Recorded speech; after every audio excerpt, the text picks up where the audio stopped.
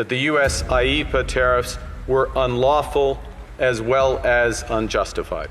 More Canadians are not coming to America. They indicated a slowdown in the number of Canadians staying at Airbnbs in the United States. We decided to go to Mexico instead. If he really tries to hurt us, we'll just cut off his electricity. He'll have to take the stairs up Trump Tower. It started with an act of aggression. The Trump administration, in a show of economic force, slapped tariffs on Canadian steel and aluminum. The message was clear: America first, even at the cost of its closest ally. And while Washington claimed it was about protecting American industry, the move sent shockwaves across the 49th parallel. Canada, a country that had long shared more than just trade with the United States, culture, tourism, family ties, felt betrayed.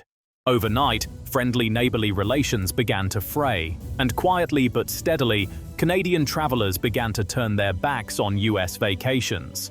Not because they couldn't afford them, but because they refused to support a country that had weaponized trade against them. Today, that decision is coming home to roost. In state after state along the northern border, New York, Vermont, Maine, Washington, Montana, and North Dakota, the fallout is unmistakable. Car crossings from Canada have plummeted by over 35%.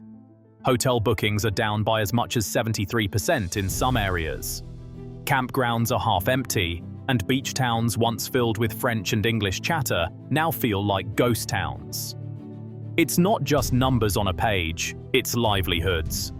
One popular resort near the border says 60% of its summer traffic used to come from Canadian guests. Now, new bookings are so low, they're considering layoffs. One cancelled Canadian group tour, a $35,000 loss. We just had a large festival last weekend, and 50 or 60 of the ticket holders just did not come. A single decision to stay home, a devastating ripple across the local economy. Boating marinas, once filled with Canadian adventurers, report activity slowing to a crawl.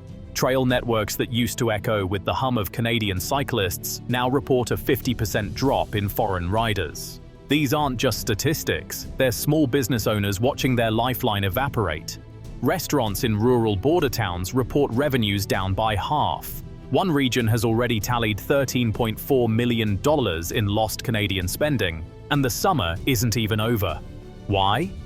Because a tariff might seem like a line item in a government ledger, but for Canadians, it was personal. This is my last bag of American product.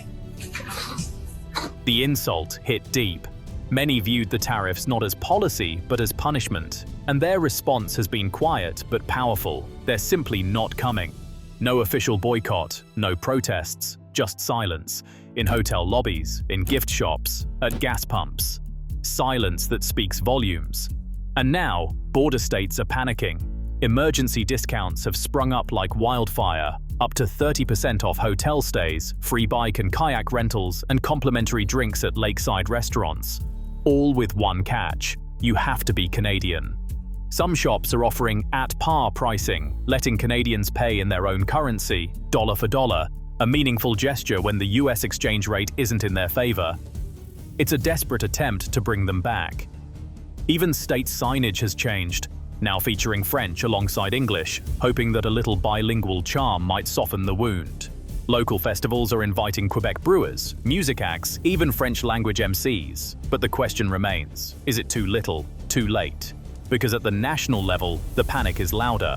Brand USA, the country's tourism marketing organization, has launched a massive campaign called America the Beautiful. It debuted with flair at the IPW 2025 conference in Chicago, boasting AI-powered travel tools, immersive trip planning, and storytelling aimed at wooing back the world. But behind the slick graphics and big tech, there's one glaring truth. They're trying to undo the damage. The campaign spotlights upcoming mega events: the 250th US Independence Day in 2026, the FIFA World Cup, 2 Olympic Games, Route 66's centennial, and even a string of Rugby World Cups. New attractions are being rolled out too: AI-powered art museums, luxury eco-lodges in major zoos, barbecue museums, scenic rail trails, even adventure parks themed around iconic toy brands. It's an impressive display, but none of it changes the fact that their largest, most loyal neighbor is now staying away. In the last fiscal year, Brand USA's campaign delivered real results. 1.6 million extra international visitors, $6 billion in new spending, and 80,000 jobs supported. Yet all that success masks a worsening problem. The Canadian market, once the biggest and most reliable, is collapsing. Why? Because of tariffs. This wasn't a minor policy dispute. The tariffs sent a message to Canadians. We don't value you, not your industry, not your partnership, not your loyalty. And while the US economy may not have felt the sting immediately, local tourism hubs are now living that pain in real time. In one border town, nearly 70% of leisure tourism once came from Canada. This year, hotel rooms sit idle, campsites are quiet. Even marinas once full of Canadian-flagged boats are still. That's not a seasonal dip. That's economic trauma caused by failed diplomacy. It's important to understand, Canadians didn't want this. They love American road trips, baseball games, outlet malls, mountain trails, and sunny beach towns. But love has its limits, and when that love is met with tariffs and insult, it withers. Today, regional chambers of commerce are doing damage control, offering perks, planning bilingual events, and courting Canadian media, and that's commendable. But the truth is, these communities are paying the price for decisions made far above their heads. Decisions born of arrogance, of brinkmanship, of economic aggression. Because you can't tax your neighbors and expect them to vacation with you. You can't undermine partnerships and then invite people over for dinner. It doesn't work that way.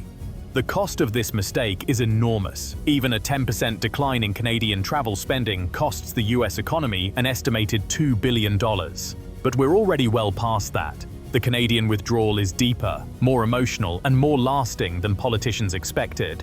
And it's showing up in empty parking lots, lonely hiking trails, and waiters standing idle. What we're seeing isn't just a downturn, it's a reckoning. It's a reminder that tourism is built on trust, on friendship, on familiarity and comfort. When you erode that trust, the visitors disappear, and once they're gone, winning them back takes more than discounts. It takes humility.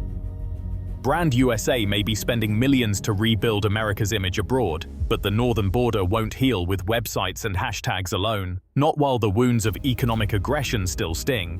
For Canada, the message was clear. If you don't want our steel, you don't want our vacation dollars either. And so they stayed home. They traveled elsewhere. They explored their own vast landscapes or flew over the US entirely. And as a result, American towns that once depended on them are left to wonder, how did it come to this? The answer is simple. It came to this because a trade war was launched against a friend. And that friend, proud, loyal, generous, chose not to fight. They just walked away. Now, the US is waking up to the cost.